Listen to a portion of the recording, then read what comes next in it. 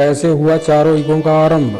मित्रों, ये तो हम सभी जानते ही हैं कि हिंदू पुराणों के अनुसार कालखंड यानी समय को 4 युगों में बांटा गया है और इसी कालखंड को सतयुग, त्रेता युग, द्वापर युग और कलयुग के नाम से जाना जाता है।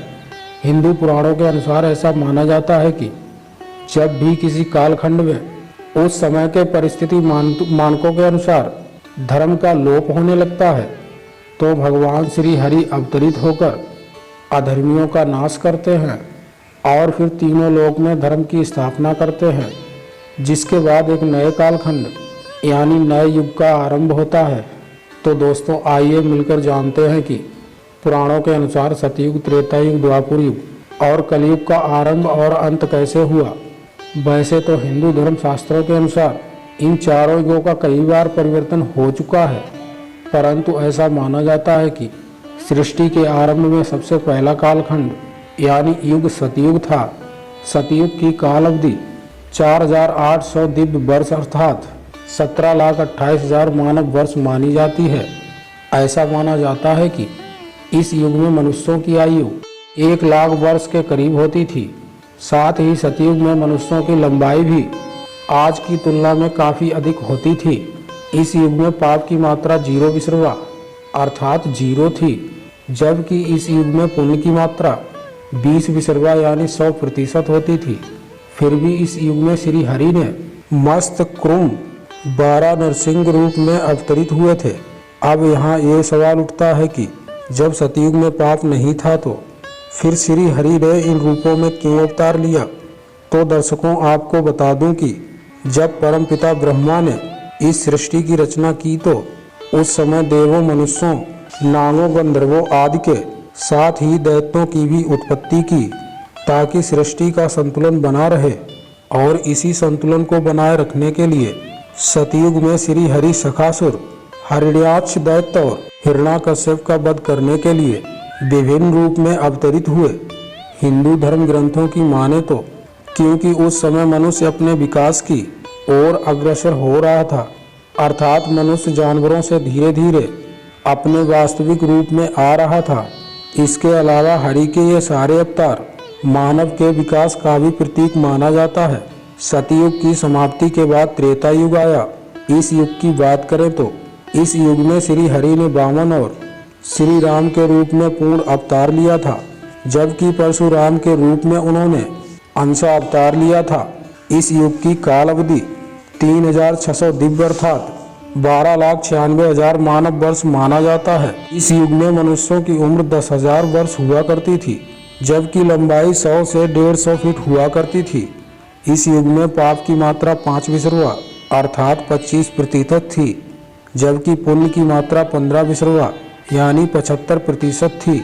इस युग में रावण, कुंभकर्ण, वाली, अहिरावण जैसे अत्याचारी राजा भी हुआ करते थे, जो अपने बल और अहंकार में आकर तीनों लोकों के प्राणियों पर अत्याचार किया करते थे, जिस कारण वह श्री हरि प्रभु श्री राम बल और अहंकार में आकर रूप में अवतरित हुए और इन अत्याचारियों का नाश किया।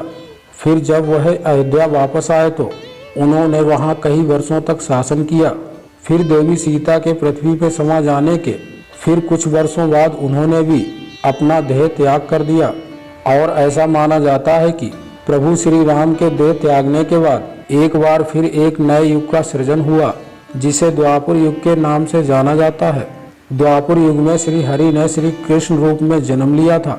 इस युग की काल अवधि 2400 दिव्य वर्ष अर्थात 86,04,000 मानव वर्ष माना जाता है।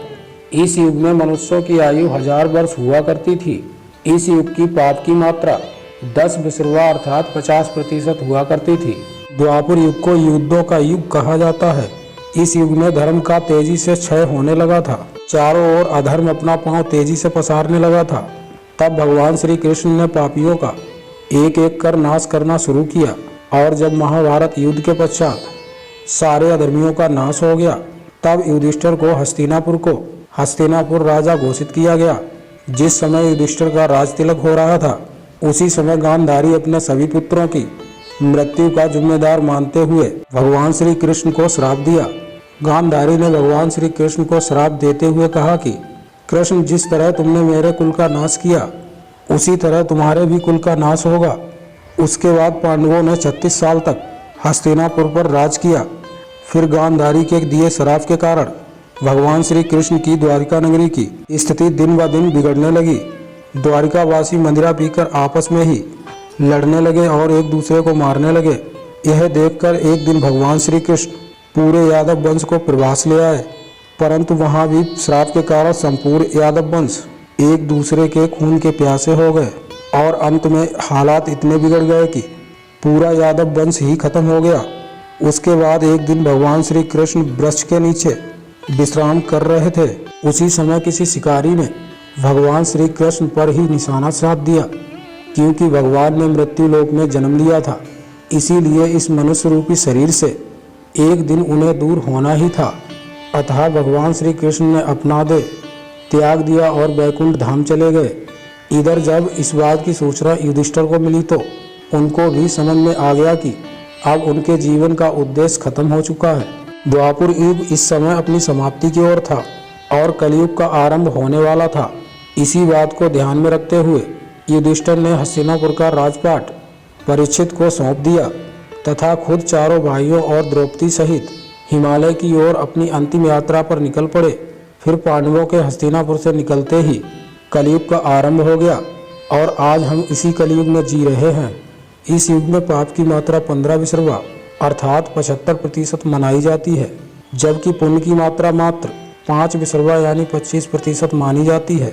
मित्रों, आपको बता दूं कि अभी कलयुग का प्रथम चरण ही चल रहा है और ऐसा माना जाता है कि कलयुग का आरंभ 3102 ईसा पूर्व हुआ था, यानी अभी तक कलयुग ने अपना 5120 वर्ष ही पूरा किया है। 4,26,880 वर्ष बाकी हैं। परंतु कलयुग का अंत कैसा होगा, इसका वर्णन पहले ही ब्रह्मपुराण में किया जा चुका है। ब्रह्मपुराण के अनुसार कलयुग के अंत में मनुष्य की आयु महज 12 वर्ष रह जाएगी। इस दौरान लोगों में द्वेष और दुर्भावना बढ़ेगी। कलयुग की उम्र जैसे जैसे बढ़ती जाएगी वैसे वैसे नदियां सूखती जाएंगी। बेईमानी अन्याय से धन कमाने वाले लोग बढ़ने लगेंगे। धन के लोभ में मनुष्य किसी की भी हत्या करने लगेगा। इंसान सभी धार्मिक काम करना बंद कर देगा।